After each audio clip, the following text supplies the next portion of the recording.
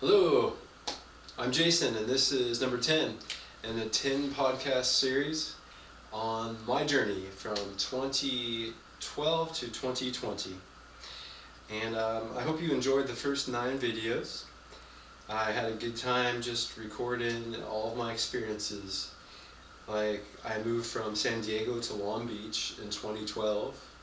I lived there for about 2.5 years. Then I moved to Hawaii in 2014. And I spent some time in Oahu, visited Maui, visited Big Island, and then I moved to Miami in 2018 for 4 months, and then I moved back to Hawaii, and I visited Maui again, and then I moved to Maui for a year, and then I moved to Kauai.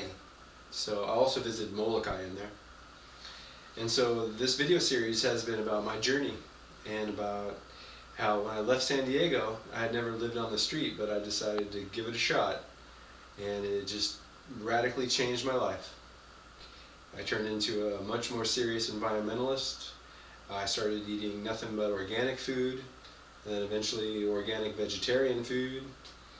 And this series has explained the ins and outs of what I learned and how you could pull it off if you want. I know, a lot of people become houseless, and it's not their choice. And sometimes it is a choice. I don't know your situation, but I know that there are hundreds of thousands of houseless people in the United States, and many, many more across the world. And so I hope this has encouraged you to keep it together and do your best, and stay up. Because I know it's not easy, and there's ups and downs, but it is what you make it. And life is the journey, it's not the destination. And I wouldn't trade it in for anything in the world. I went through some serious hard times and problems in 2011, and I wish that those things didn't happen, but they were beyond my control. And so sometimes, when life gives you lemons, you got to make lemonade. So this is the wrap-up.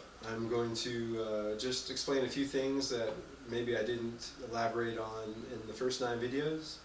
I wrote down 10 rules, so to speak, that you might want to consider. I've got maybe 2 or 3 other stories about little random things I recalled about my experiences. And then I'm going to wrap it up. It'll be done. Alright, so this is the 10th and final video, and rule number 1, don't be afraid. That's the first thing you realize when you hit the street.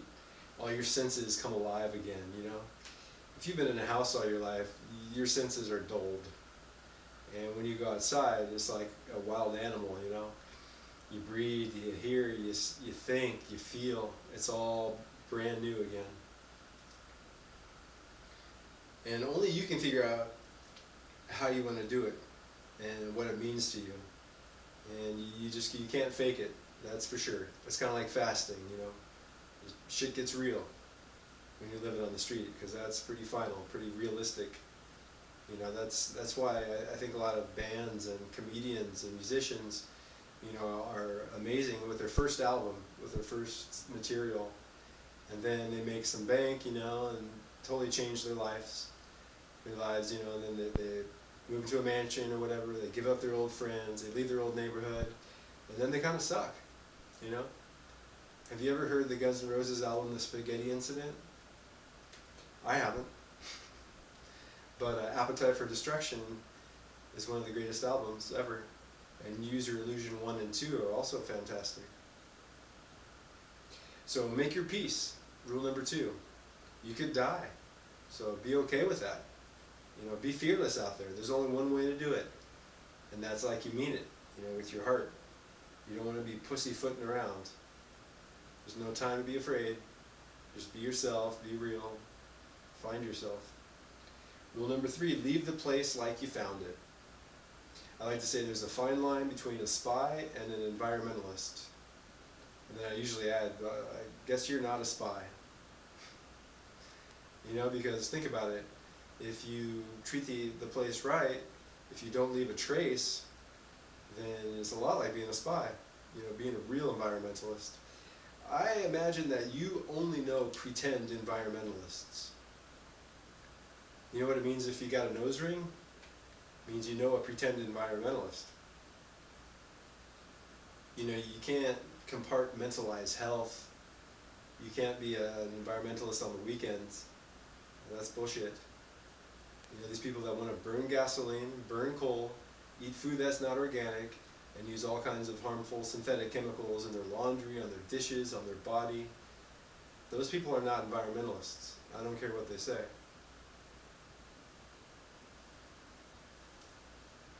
Now, the longer you keep your sleep spot clean, the longer whoever owns or patrols that property is going to let you stay there. Right?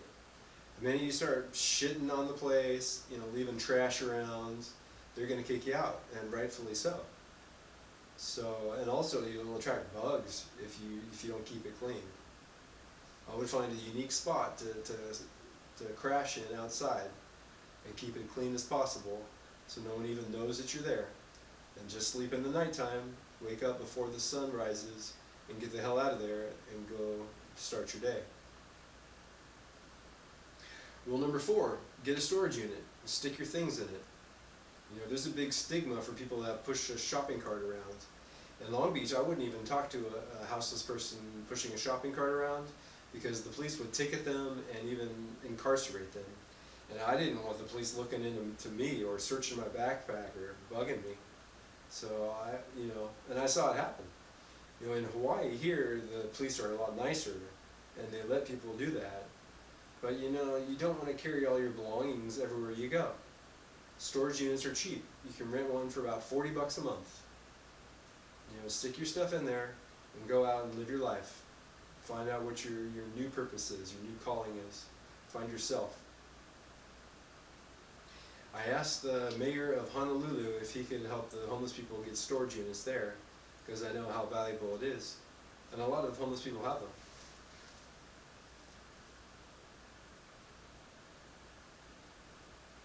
Now, rule number 5, eat the best food that you can buy.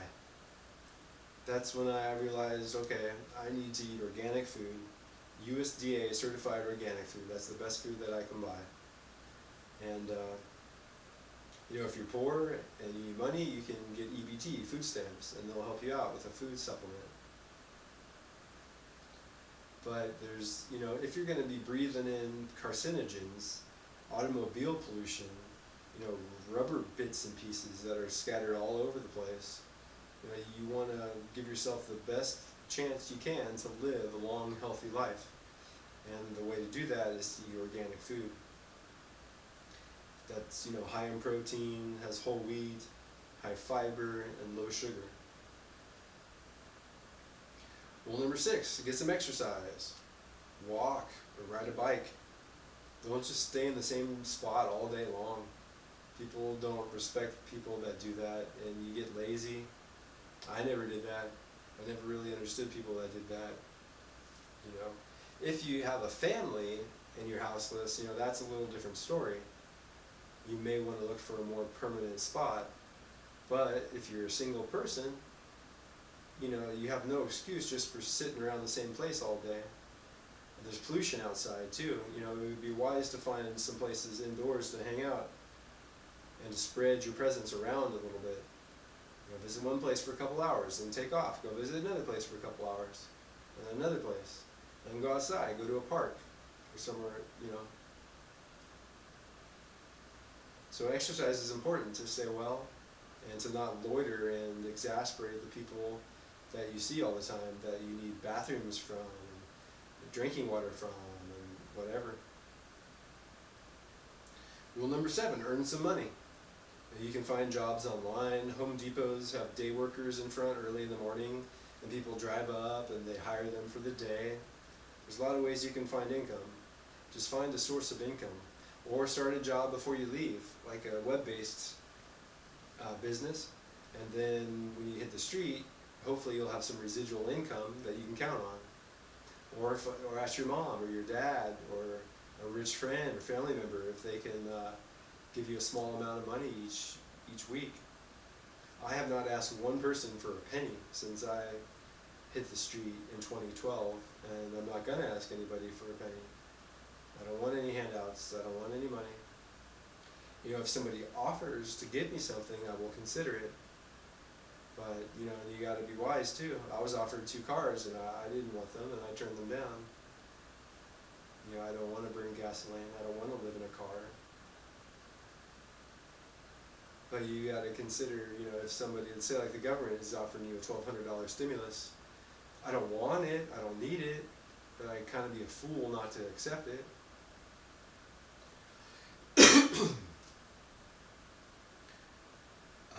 Consider EBT food stamps or food banks if you need it. That's rule number 8. You know, you need to secure a good, safe food supply. If you can find food to eat, then you can live outside for free and you'll be fine.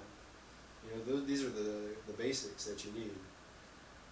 You know, everybody's got a home. It's called Earth. Go, you know, find what you need and enjoy it. But be content. There's plenty of food banks that will give people food across the country. You just got to find out where they are. Now, I actually found a food bank.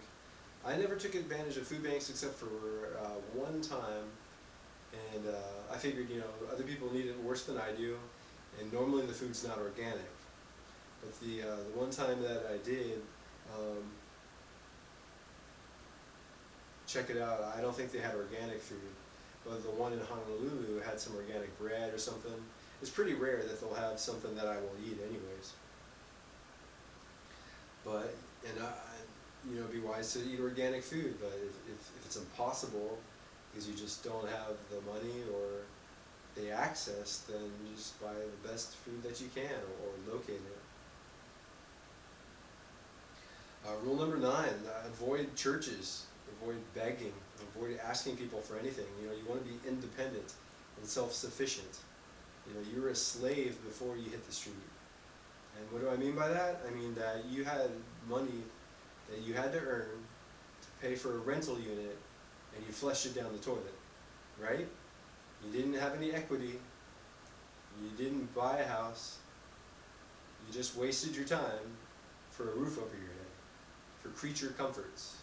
So you've got a chance to do it all over again. Do it right. You don't want to pollute the planet.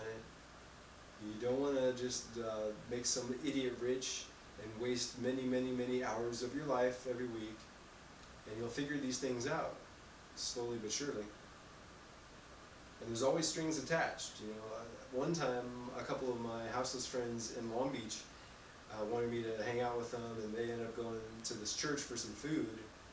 And I went along with them, and it was horrible. I mean, they make all these houseless people sit and hear this long, dumb sermon and hear this music singing, and then they give them this plate of weird food and a plastic water bottle. And I'm thinking, oh God, I'm never coming here again. So, you know, it's pretty distasteful when people turn to religion for stupid reasons. And I don't know if there are any good reasons, but going to a religious service or a church for food would be a very, very last resort in my book. You know, I was born and raised as a Christian. I got saved when I was 7, and then I deconverted about, 10 years ago, 9 years ago roughly, something like that. And I don't need that stuff. I don't need to be around those people. Those people are nothing like the actual Jesus of the Bible. They may be real generous, they may be very well-meaning, but they're destroying the planet, they're destroying their bodies, and they don't care about the actual Jesus in the Bible or the Scriptures. I have a PhD in Biblical Studies, and I have no reason to lie to you. I've been screwed and hurt by all kinds of religious people and religious institutions.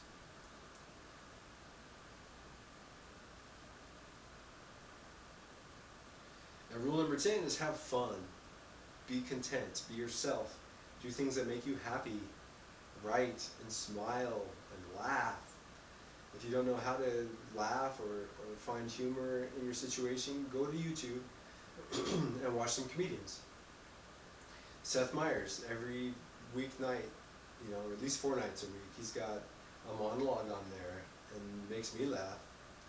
And so do the other comedians, Stephen Colbert, Jimmy Kimmel, Trevor Noah, all these people, and you could find old comedy bits of Carlin and Eddie Murphy or whoever, Take some time and laugh. I laugh every day, and I laugh quite a bit, and it's therapeutic. Find clean places to hang out. Inside, outside, cafes and libraries are good. Don't pollute the place. Don't smoke cigarettes or litter. When I visited San Francisco in 2012, and I was considering moving there was the Occupy Wall Street movement downtown, and they were smoking machine-rolled cigarettes. And I thought, wow, what hypocritical idiots. And nothing makes me angrier than some moron smoking cigarette smoke on me. You don't know how many people I've confronted, and people just don't get it. There's a law in Hawaii where you can't smoke cigarettes within like 20 feet of a building's entrance, but there's a lot of wind in Hawaii. What the lawmakers haven't heard of wind before? These people are inconsiderate if they're smoking cigarettes outside around buildings, and it blows all over. So, and these cigarette smokers are the hard and mean idiot ones that will fight you. So you got to be ready to fight at a moment's notice if you really want to defend the planet and your own health. And that's just, you got to get that through your head. Don't give in. Don't become like these idiots, Not to mention cigarettes are expensive and they cause disease. My aunt died from cigarettes in her 80s, early 80s in North Carolina, and I hate cigarettes. My dad smoked cigarettes and was taking days, weeks, months, years off of his life.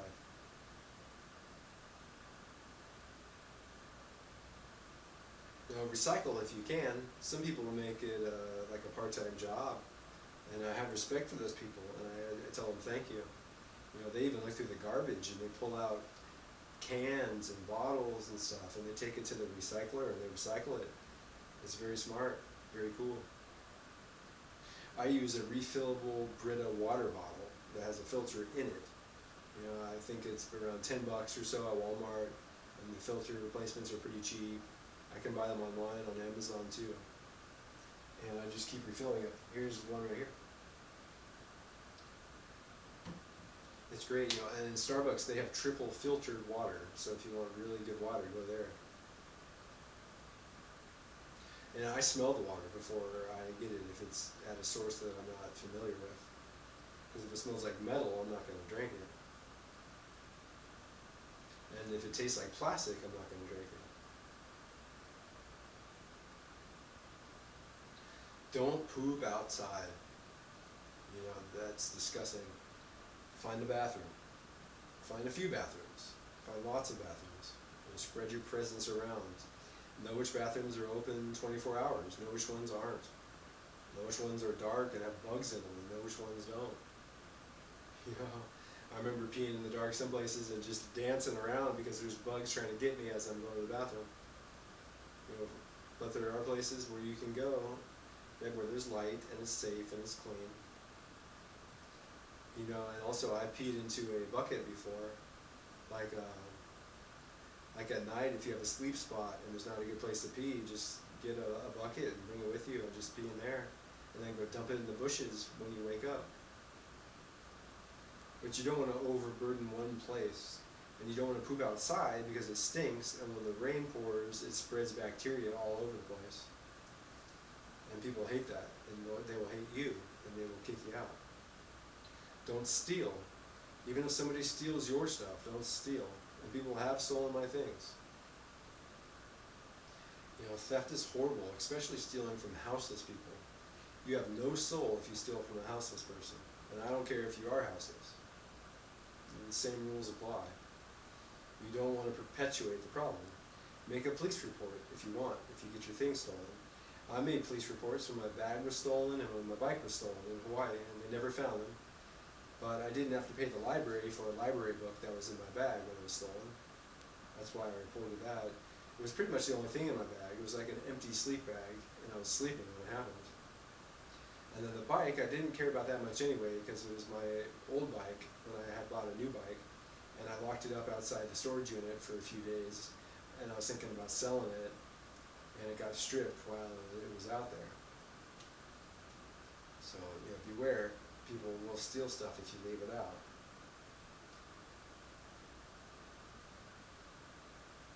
Somebody stole my sleep bag in Long Beach. I mentioned this in one video. When I used to sleep in front of the library there on the concrete, I used to throw my sleep bag over the top of the library roof fence, and I thought it was pretty secluded, but one night when I reached for it, it was gone. So, I had some cash on me, and I just walked over to the Walmart. It was either open late or 24 hours, I don't remember, but and I bought a new sleeping bag, and one crashed out. So it's always good to have a backup plan. Always good to have a little cash on hand, but don't act like you got a lot of money on you, or you might get robbed. And you can stick your stuff in your storage unit, and before it closes at night, at 10 o'clock or whenever, go get it, and then go to sleep. And then wake up at 6 o'clock when it opens, and go get on with your life. And don't get drunk all the time, Don't get drunk at all if you can help it. A little organic wine is good for you, but if you drink too much, you probably won't have money for food or anything else, and somebody can beat you up or steal your things.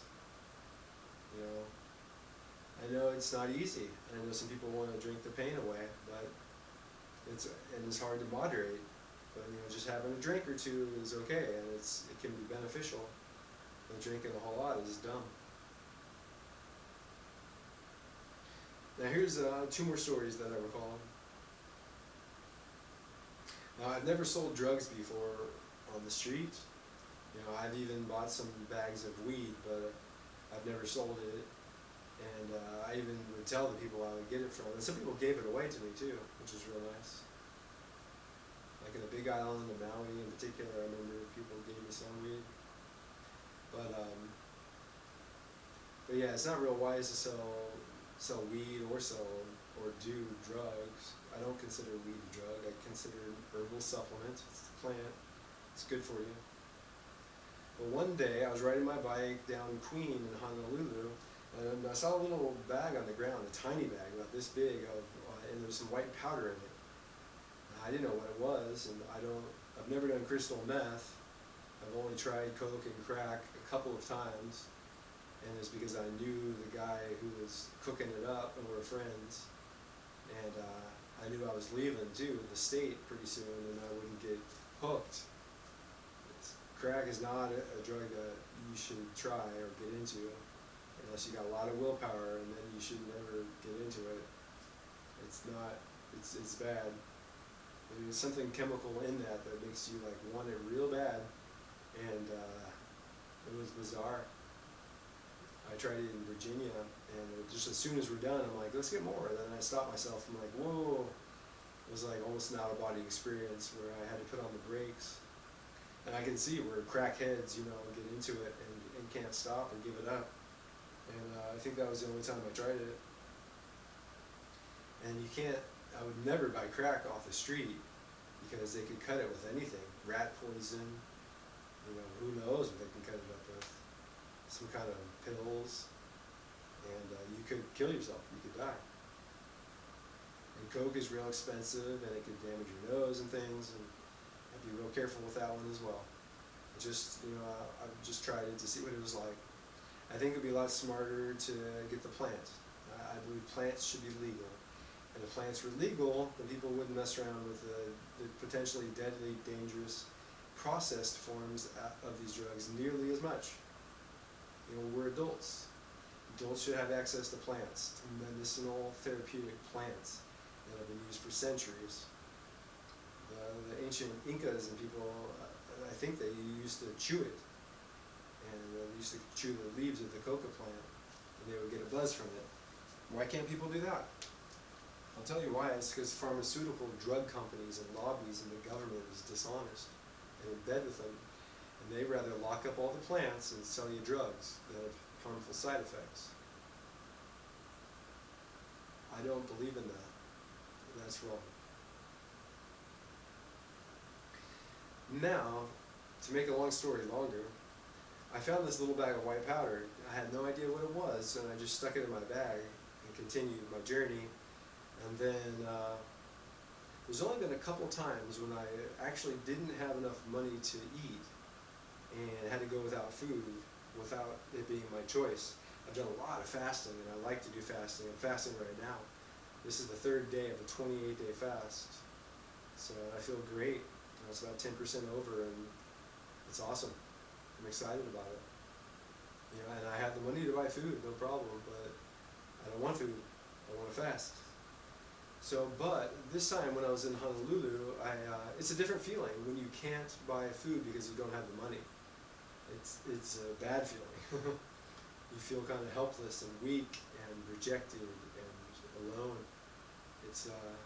I didn't like it, And so I met a couple houseless guys over by a cafe. I ran into them, and I wanted to buy some food to eat because I didn't have any or any money. And I figured, I don't know what this white powder is, but I'll offer it to these guys, see if they want to buy it for like $5. And they bought it. And I told them, I said, I don't know what this is. Be careful. It could have been sugar. It could have been whatever. And so I found it on the ground, and I told them that. And I hope they're okay. I hope it wasn't anything horrible or illegal. But they gave me $5, and I took the money to Walmart, a 24-hour one down the street, and bought a bag of organic granola cereal for like $3.28 or something. And I think there was at least 1,000 calories in there. I think there was more like 1,600 or 1,800 calories. So it was a great bargain, and it filled my stomach, and I felt better.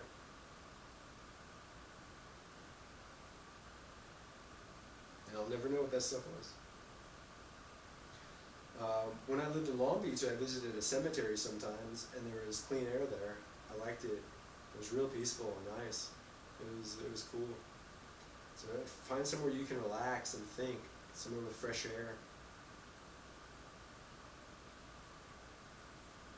Don't be in a hurry to return to your former life of burning gasoline, burning coal, eating junk food, rubbing weird chemicals on your body. Just jumping back on the merry-go-round in the rat race. Too many people jump into a horrible situation or a bad relationship because they want something.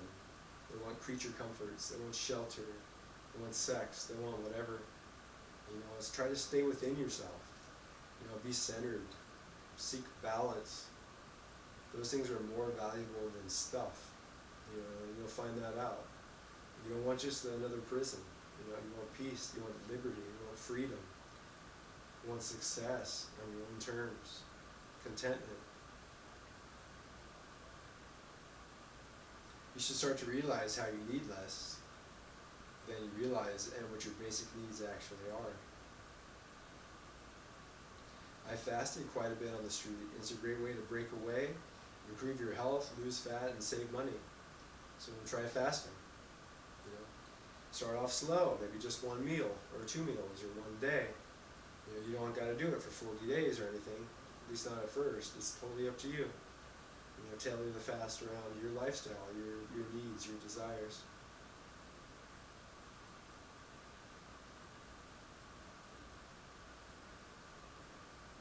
Make time on your side. If you ride a bike, be careful. Cars don't always see bicyclists. In fact, I knew an African American guy in Hawaii that said cars were aiming for him and trying to hit him. So you got to be a defensive rider, especially in busy cities and busy towns, because you could get hit. I was hit 7 times in Honolulu when I lived there. And I was hit once in Maui on my bike. So, the cars don't look out for people, and people are on cell phones, and they drive too fast and break the speed limit constantly. So you gotta look out. Lock everything up. Don't trust people. Don't trust anybody. And people lie. So, I wouldn't trust somebody watching your stuff. Just take it into your own hands. Be responsible for your own stuff. Try to avoid getting injured or cut.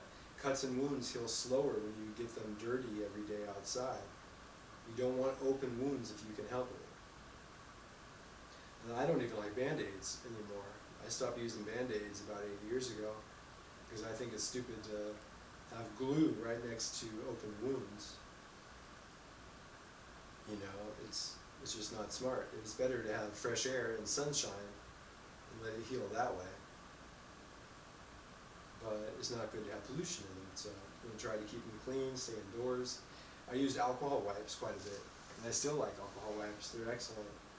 You know, you can buy 100 of them at Walmart for about $1. You know, and it's one chemical, alcohol. I don't like soap. I don't use any soaps besides this organic Dr. Bronner's soap. And because soaps that you use in public and find around town can alter your hormones, and they're not good for you. So I don't use them, and I prefer alcohol. Some houseless people have very dry skin, especially on their feet. You can fix this with some olive oil. I use organic extra virgin olive oil on my skin, and it's great. I've even offered it to some houseless people, and they've liked it. You know,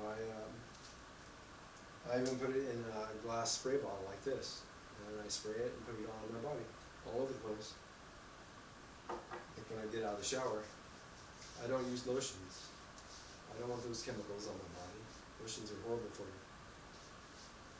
I said the other day, you know, if you get penile cancer and you've been rubbing weird lotions into your penis, you probably shouldn't be surprised. You know, people have used olive oil for centuries. It's fantastic. It has a lot of healing properties. The lotions that people rub on themselves and the soaps that people rub on themselves cause health problems. Now, the health problems that they cause, some of them occur very slowly, like degenerative diseases. They slowly break down your tissues and organs. And by the time you're having serious health problems, you don't know where they came from, and it's hard to point the finger at them because you probably acquired lots of other health problems from the other things that you've done. But I've done my research, and I know that those things aren't good. Share if you want to. You'll probably get more of whatever it is you have. It almost works like clockwork to me. When I fast, I seem to get amazing things. When I give things away, I seem to get them back. When something gets stolen, I seem to get something better. It's phenomenal. It defies logic. Shower every day and wash your clothes at the laundromat or somewhere. I think you can find a shower somewhere. I showered in my gym most of the time, but I also used a camp shower a couple times, and I used a beach park shower a few times. You know, where there is a will, there is a way. You don't want to repulse people with your smell, and you don't want to get sick from being filthy. And that's what happens. You know, if you have to, take a sink shower. I've taken a couple of sink showers. I think I took one in Texas and one in Key West. Maybe two in Key West. And I was riding a Greyhound bus from San Diego to Memphis, and it stopped in Texas, and I was meeting a girl, and I didn't want to be all stinky, and so I took a quick sink shower there. I think that was my first sink shower ever. And so it's doable, it's possible, but just try not to leave a trace. You know, don't make a big mess. If you do a sink shower, try not to do it in a business. Try to do it, you know, at a beach bathroom or a public restroom facility, which there should be more of them. They should really build more of them and put them in places where houseless people can get them. Or have trailers for houseless people with showers and places to clean up. I asked the lawmakers when I was in Maui to have something for the houseless people because I remember smelling like poop outside. In Maui there's like no nightlife, and so that means they closed up the restrooms, and there's a lot of homeless people, houseless people, and so they got nowhere to go. You know, not all of them have a bag that they can poop into, and toilet paper that they can wipe their butt with, and then a trash can they can stick it in. It's impractical, or they forget, you know. Now just stay up, and I wish you well. Now, I'm going to record about 6 more videos here that are going to be unrelated to this 10 video series. I'm going to record videos on fasting, privacy, marijuana, abortion, unbelief, and COVID-19. I'm probably going to continue doing it the same way I have been, which is like every other day I'm going to record a video. I might switch it up though, and do them a little more often or a little more erratically, but I intend on having all of these recorded by the end of May and having them online, broadcasting on Periscope, hello, uploading them to YouTube, and putting the audio on my website. Now one more thing, the word home is mistranslated in the Bible. Did you know that? It should actually be house in the Old Testament and the New Testament. Think about that for a second.